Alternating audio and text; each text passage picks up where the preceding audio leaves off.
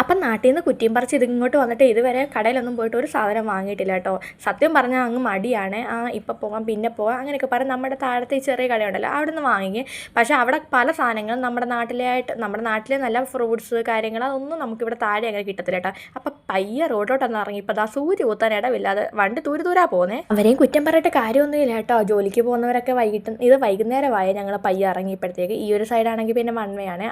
ഇപ്പുറത്തോട്ടൊന്നും നമുക്ക് ഇറങ്ങാനും പറ്റത്തില്ല. ഏകദേശം കുറച്ചധികം ദൂരമുണ്ട് നമുക്ക് നടന്ന് വരാൻ കേട്ടോ. ഇപ്പം ഞാനും കുഞ്ഞ് തന്നെ ഉള്ളതുകൊണ്ട് നടന്ന് തന്നെ വരണേ. അപ്പോൾ ഇതാണ് ആ സൂപ്പർ മാർക്കറ്റ്. ഞങ്ങൾ എപ്പോഴും ഫ്രൂട്ട്സൊക്കെ മേടിക്കുന്ന കട ഇതാണ്. അവിടുത്തെ ഫസ്റ്റ് സെക്ഷൻ തന്നെ ഇതാണ്ട് ചോക്ലേറ്റിൻ്റെ ഒരു ഭയങ്കരമായിട്ടുണ്ട്. നിൽക്കുന്ന നിപ്പ് കണ്ടില്ലേ, അതിലൊക്കെ വേണമെന്നൊക്കെ പറഞ്ഞിട്ട് നിൽക്കുവാണ്. ഒരെണ്ണം കൊടുക്കുമ്പോൾ അത് പോരാ മറ്റേത് വേണമെന്ന്. എന്തിനാണോ ഇവർ ഈ ചോക്ലേറ്റൊക്കെ ഫ്രണ്ടിൽ തന്നെ കൊണ്ട് വെക്കുന്നതെന്ന് അറിയത്തില്ല. ചോക്ലേറ്റിന് തന്നെ പല സെക്ഷനുണ്ട്, പല വെറൈറ്റികൾ, തണുപ്പുള്ളത്, ചൂടുള്ളത്, മെൽറ്റുള്ളത്, മെൽറ്റില്ലാത്തത്.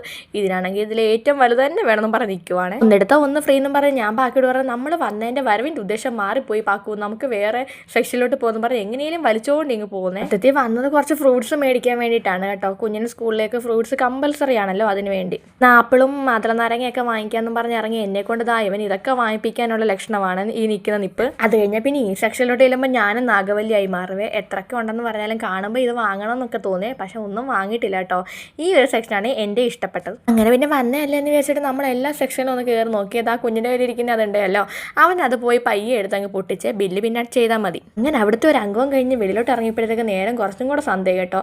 വഴിയിലെല്ലാം അതൊക്കെ അമ്പലമാണ്. അമ്പലത്തിലൊക്കെ ആൾക്കാരും പിന്നെ ഇവിടെ പിന്നെ പേടിക്കേണ്ട കാര്യമൊന്നും അത്ര വലുതായിട്ടില്ല കേട്ടോ. അപ്പം വഴിയിലെല്ലാം ഒരുപാട് ഫ്രൂട്ട്സും കാര്യങ്ങളും ഒക്കെ അങ്ങനെ വിൽക്കുന്നവരുണ്ട്. പക്ഷെ നമ്മൾ അവരുടെ കയ്യിൽ നിന്നൊന്നും അങ്ങനെ മാക്സിമം വാങ്ങാറില്ല. കാരണം അവരൊക്കെ ഇങ്ങനെ എണ്ണിയാണ് സാധനം തന്നെ. ഇപ്പോൾ 2 എണ്ണം 100 രൂപ, 3 എണ്ണം 100 രൂപ അങ്ങനെ. ചിലതൊക്കെയാണെങ്കിൽ വാടിയിരിക്കുക. അപ്പോൾ അത് തിരിച്ചു കൊടുക്കാൻ അവർക്കത് ഇഷ്ടപ്പെട്ടെന്ന് വരത്തില്ല കേട്ടോ. അങ്ങനെ പിന്നെ വീട്ടിൽ വന്ന് സാധനങ്ങളെല്ലാം വാങ്ങിയതെല്ലാം ബാഗിൽ നിന്ന് എടുത്തിട്ട് നമ്മൾ ഫ്രിഡ്ജിൽ വെക്കാമെന്ന് വിചാരിച്ചിട്ട് കരിയാപ്പിലൊക്കെ ഇവിടെ അതിന് ഭയങ്കര വിലയാണ്. കരിയാപ്പിലയ്ക്ക് ഇവിടെ എത്ര 20 രൂപ അത്ര എങ്ങാണ്ടാണ് കരിയാപ്പിലയ്ക്ക്. ബാക്കിയൊക്കെ പിന്നെ കുഴപ്പമില്ല. ഇതാണെങ്കിൽ ഒരു കിൻഡർ ജോയ് വാങ്ങിയായിരുന്നു കേട്ടോ. അത് വേണമെന്നും പറഞ്ഞ് ഒരേ കരച്ചിലായിരുന്നു. അത് പൊട്ടിക്കാൻ നോക്കുവാണ്. കുറുക്കൻ്റെ കണ്ണ് എപ്പോഴും കോഴിക്കൂട്ടിൽ അന്ന് പറഞ്ഞ പോലെയാണ് എൻ്റെ കൊച്ചിൻ്റെ അവസ്ഥ, എപ്പോഴും മുട്ടായിക്കൂട്ടിലാണ്.